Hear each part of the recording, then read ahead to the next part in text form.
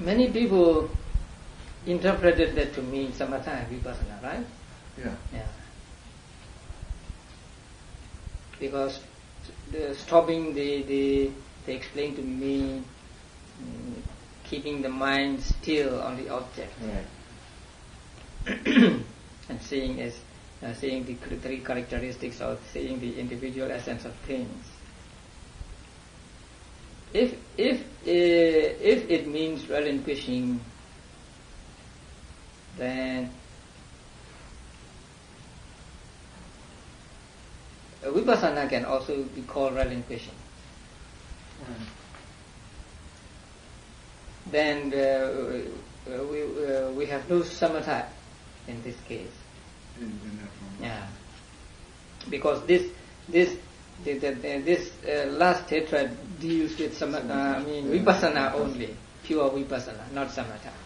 So the four tetrads, the first one deals with what? Samatha meditation, because the commentary explains the four attaining of jhanas, and then only after attaining jhanas one can change to vipassana. And then the second and the third are deal with what? Both samatha and vipassana. See, because they pertain to jhana. Jhana. Yeah. Right. And the fifth, only vipassana. So there is no jhana here. The fourth, there is no jhana here. So the fourth deals only with vipassana. And this fourth deals with what? The fourth of the foundations of mindfulness, Dhammanupassana. So four tetrads, the first deals with contemplation on body, second on feeling, third on consciousness, and the fourth on Dhamma. And this fourth deals with pure insight, vipassana only. But the other three deal with samatha and both samatha and vipassana. But it is not necessary to go through the jhanas to get. Oh, that's right. Yeah, it is not necessary. And many modern authors tend to de-emphasize jhanas. And one author says that since jhanas are not mentioned in this order, they are not important. But when we study a soda, then we have to follow the tradition. So tradition or the commentaries explain these four tetrads as dealing with samatha and vipassana, and jhana and vipassana. And four jhanas are mentioned in the Mahasatipatthana Sutta, although they are not mentioned in the Anapanasati Sutta. So there are two suttas in the whole of Pali Canon that deal with breathing meditation and other mindfulness meditation. So in the Anapanasati Sutta, no jhanas are mentioned, but these passages are from that sutta. And so these passages are explained with reference to jhana and vipassana in the ancient commentaries. So you cannot say that you do not find jhanas in these two suttas. So in the Anapanasati Sutta, jhanas are not mentioned explicitly, but they are implied. But in the Mahasatipatthana Sutta, jhanas are mentioned when Buddha defined the Noble Eightfold Path. So we cannot say that jhanas are put into the canon later. We have no proof of that.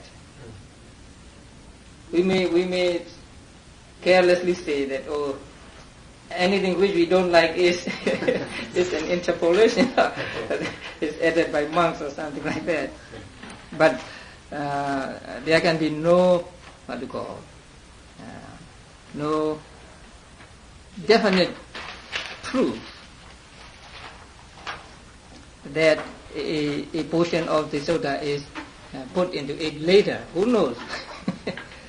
So it is important to study such sodas with the help of the ancient commentaries, and it's safe to follow them rather than going away from them and interpreting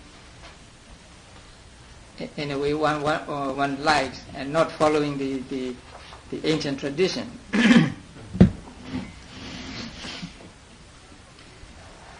Now conclusion.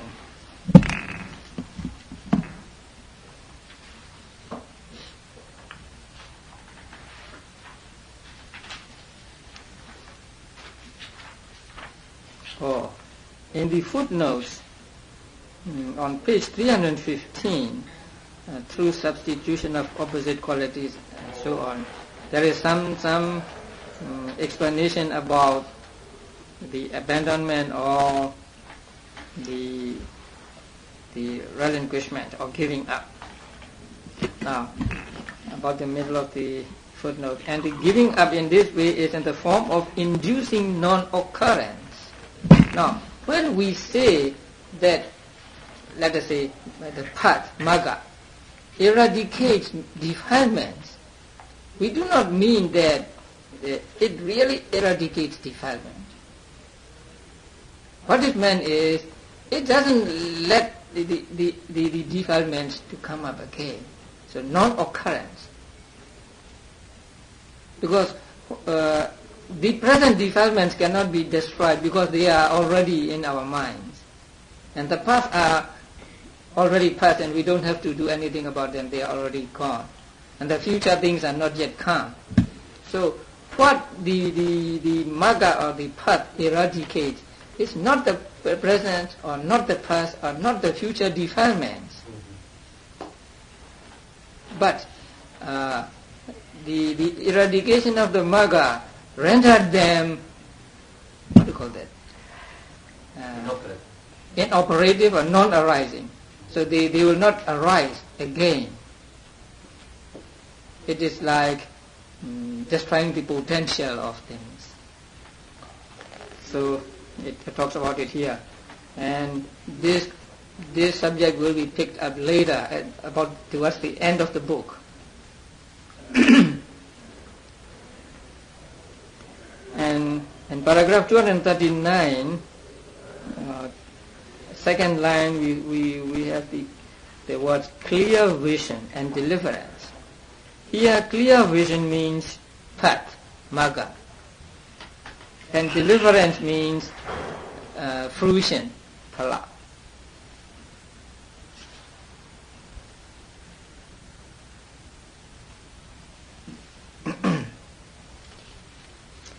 Okay, then, and then the benefits of this kind of meditation. They are all of them come from the same sutta, Anapanasati Sutta. And then the story of how a monk who was an arahant and who practiced mindfulness of breathing meditation and who became an arahant, knew how he knew when he would die, and then he asked his companions how they had seen an arahant attain nibbana, and some say in a sitting position. Then he said, I will show you. he was going to die. He knew the very moment he was going to die, and so I will die or I will enter nibbana walking. So he made a line in the what do you call the ambulatory, right? And then he said, I will go to the end of this space, and then when I come back and cross the line, I will die then. and he did die as he said. So those who practice anapanasati meditation can even know when their life force will be stopped, or when they are going to die. So this is also the benefits of anapanasati meditation. And in paragraph 241 there is the explanation of three kinds of finals: the final in becoming, final in jhana, and final in death. And with regard to final and death, there is a saying that that is why there are final ones and jhana. Those that arise along with the 16th consciousness preceding the death consciousness cease together with the death consciousness. Now, there are four kinds of material properties, four kinds of matter. Those caused by karma, those caused by citta or mind, those caused by climate, and those caused by food. Those caused by karma must disappear at the same moment as the death consciousness. So at the last sub-moment of death consciousness, they must also disappear, because the material properties caused by mind cannot live after the moment of death. So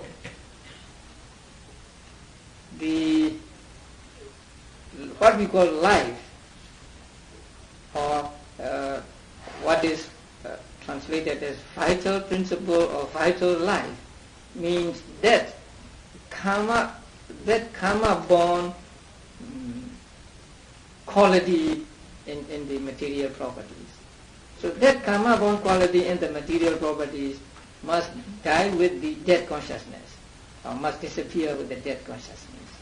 Now, the life of a material property is 17 times that of the life of a consciousness. Consciousness lasts for only one big moment or three small moments. So the material property lasts for 17 big moments, 17 big thought moments. Since the vital principle must dissolve or disappear at the last sub-moment of death consciousness, it must have arisen how many moments before? 16 moments before. So 16 plus death moment, 17 moments. So at the end of 17th moment, they must the life principle must disappear. That is why here the preceding 16th consciousness preceding the death consciousness. If you want to read more about it, you can read it in the 6th chapter of the Manual of Abhidhamma. When different material properties finally disappear in a life.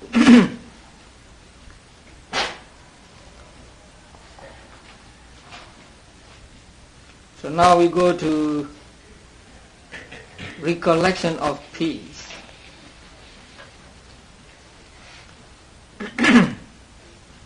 Recollection of peace really means recollection of Nibbana. So one who wants to develop the recollection of peace mentioned next to mindfulness of breathing should go into solitary retreat and recollect the special qualities of Nibbana. In other words, the stilling of all suffering as follows.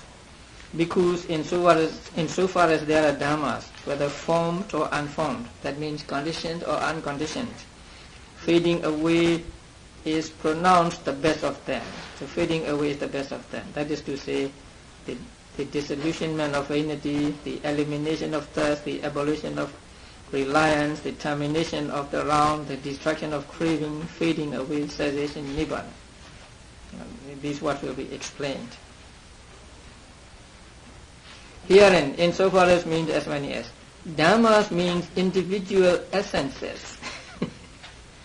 Now, there's a footnote about Dhamma and a long footnote here. The footnotes give me headache. Because I have to find the passages in the commentaries and then check with them the translation. And then sometimes it's very difficult to translate them, the way they are written.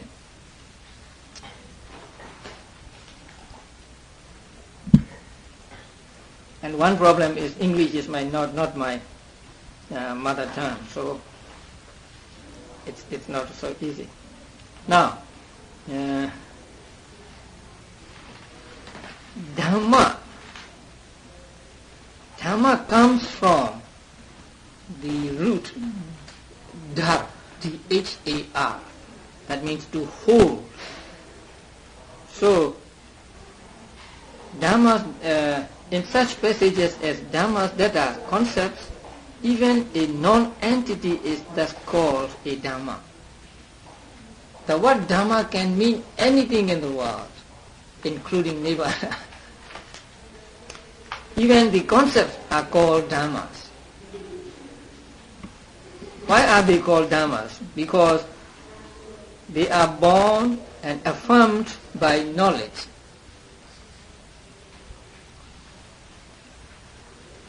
They are they are carried or they are upheld, something like that. That kind of Dhamma is excluded by his saying Dhamma means individual essence. So when it is said that Dhamma means individual essence, then the other wanted to exclude concepts from being called Dhamma here. So here Dhamma means those that have individual essence and not concepts. Now, that kind of Dhamma is excluded by his saying Dhamma means individual essence. The act of becoming, which constitutes existingness in the ultimate sense, is essence. It is with essence. Thus, it is an individual essence. Now, the Pali word sabhava, this word is also an important word. Here, sabhava is defined. First, bhava is defined. Bhava means becoming. The act of becoming is bhava. And something which is with this act of becoming is called sabhava. So bhava, the act of becoming, means existingness in the ultimate sense. That means having the three moments of existence: arising, aging and disappearing. So such things are called sabhava because they are with bhava. So in this word, sa means with and bhava means the act of becoming, that is, let us say, existence. So which have their own existence, they are called sabhava. In other places, or in the footnote itself, sabhava is explained in another way. There, sa means one's own, and bhava means the essence or something like that. So sabhava means one's own essence or one's own nature, or it means common essence or common nature. So sabhava can mean different things in different contexts. If it is used as a substantive, then it means something that has its own becoming or that has existence in the ultimate sense. Something that has existence.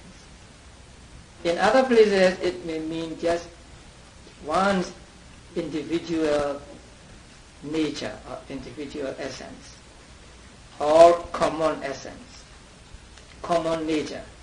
There are two kinds of nature, individual and common.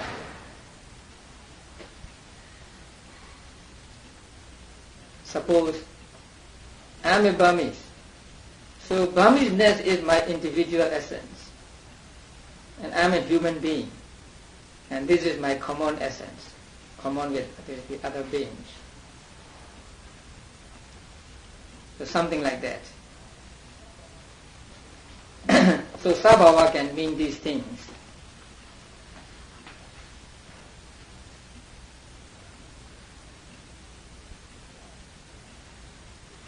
Here also we should translate not individual essences, some things which have individual essence. Here not essence. What is essence? It is an abstract noun, right? Essence. It doesn't mean a substantive thing. No. So something which has individual essence, or some things which have individual essence are called dhammas here. And whether formed or unformed and so on, they are whether conditioned or unconditioned. And the long footnote.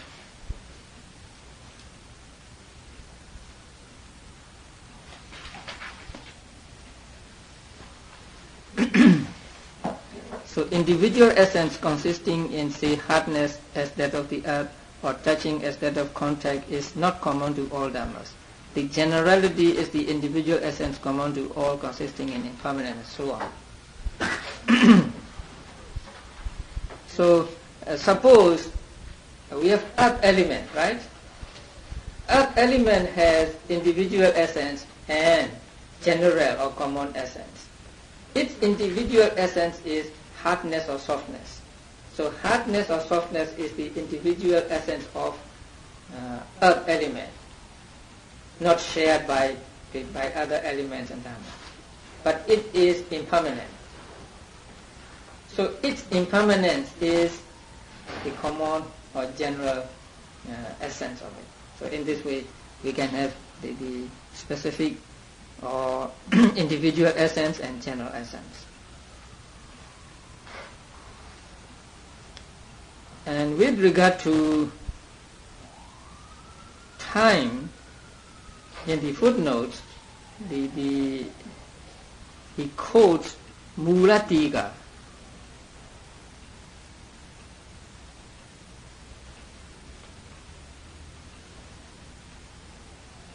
Though time is determined by the kind of consciousness, about the middle of page. For example, as specified in the first paragraph of the Dhammasangani, and its non-existence as to individual essence, yet as the non-entity before and after the moment in which those co-nascent and co-present dhammas occur, it is called the container adhikarana. It is perceived, symbolized only as a state of a receptacle adhara bhava.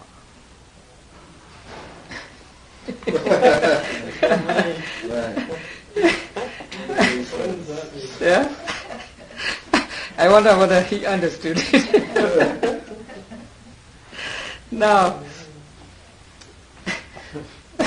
first,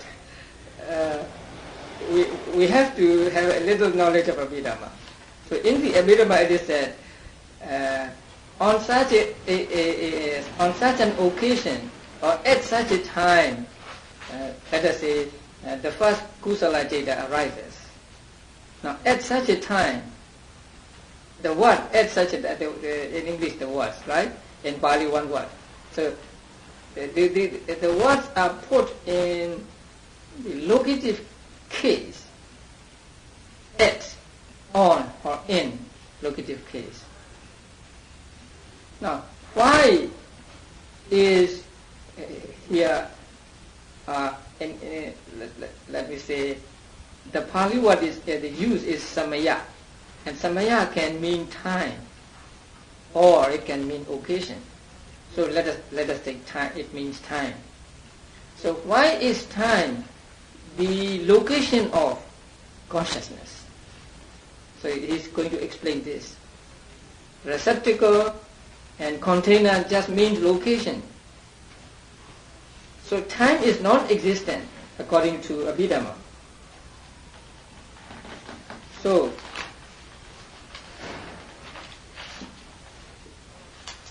though time is determined by the kind of consciousness and is non-existent as to individual essence. So according to reality, time has no existence. So time is non-existent. But it is determined by the Cheta. That means the time when a given Cheta arises.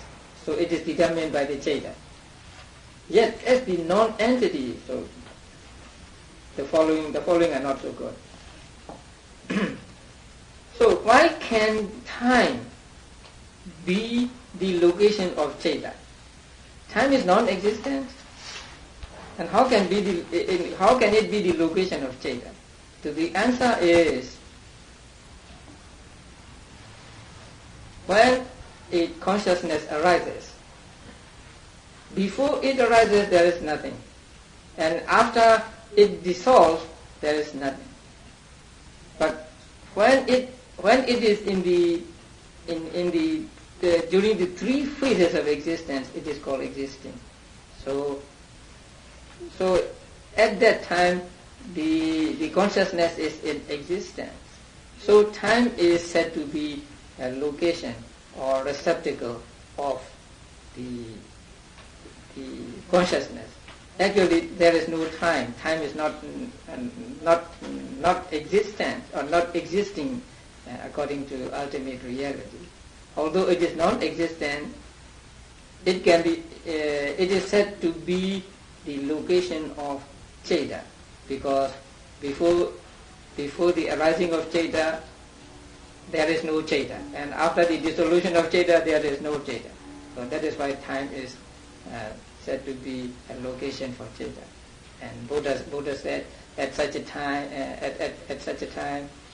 the first Kusala Cheta arises and so forth. Would the same hold true for space also?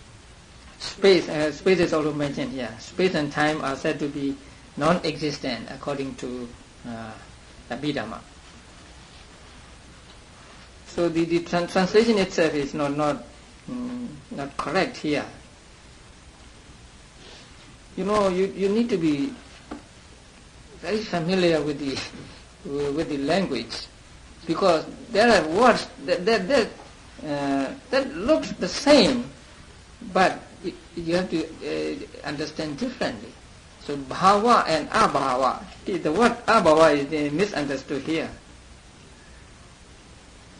He translated as non-entity, and it gives the word abhava. But what it means is just non-existent. So the time can be the location or receptacle of Cheta, because before the arising or after the dissolution of Cheta and its concomitants, they do not exist. So it is like a reference, right? The Cheta arises at this time or at that time.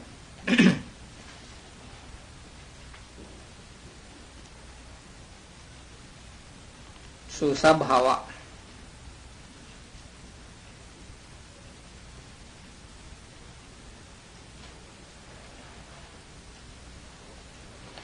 Now, and then in the text itself, explanation of different words. Now, fading away and disillusionment of vanity and so on. And in the explanation of these, the words on coming to it are used. On coming to it, they are relinquished or they fade away and so on. So on coming to it really means on account of it, or on taking it as object. Now, fading away is not nibbana, but nibbana is described as with the words which can mean fading away. The word Pali viraga is used here, and other words too.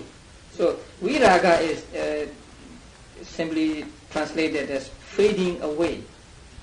But the act of fading away is not nibbana. Nibbana is not fading away. Nibbana is something. Nibbana, although it has no existence, it is. So nibbana is something.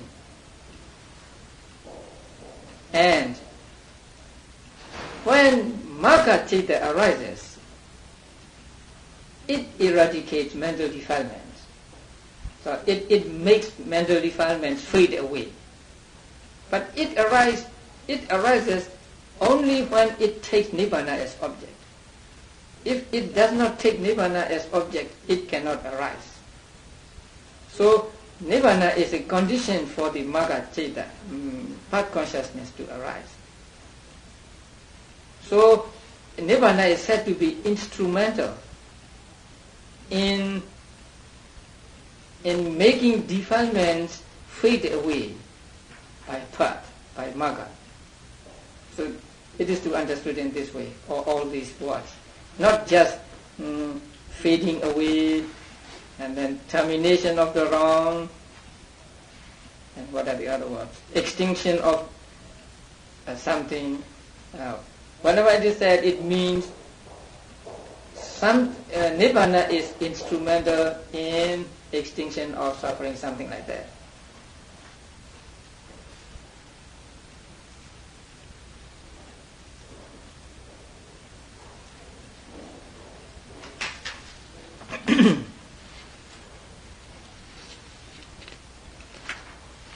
And then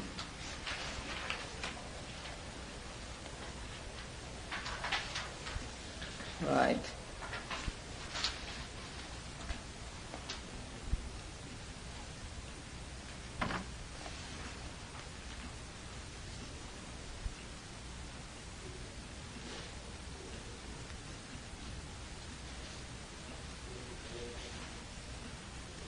Vanity of conceit and so on. So they are to be understood in that sense. That is, just fading, not just fading away is nibbana, but nibbana is something which is instrumental in making defilements fade away by Magga. And there is one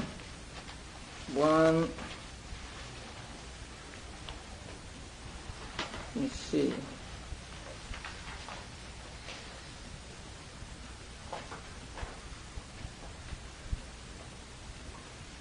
Something like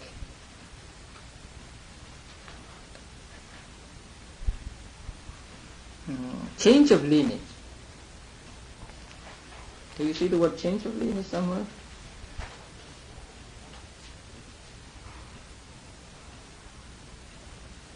Mm-hmm. Middle of the footnote. Middle of the footnote? Yeah, towards on page 318. 318. Yeah. Now, what the author, the author of the sub-commentary was saying is that change of lineage, that immediately precedes the moment of path, and that citta is called change of lineage, and that citta takes nibbana as object, right? So nibbana, which has to be realized by, or which has to be seen by the moment of change of lineage, must be one that has the profundity surpassing the nature of belonging to 3 periods of time. Nibbana is timeless. Nibbana does not belong to the present or past or future.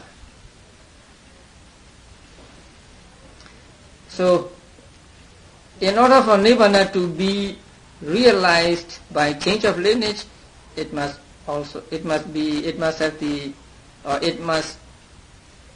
not belong to any of the three periods. That is what is meant there.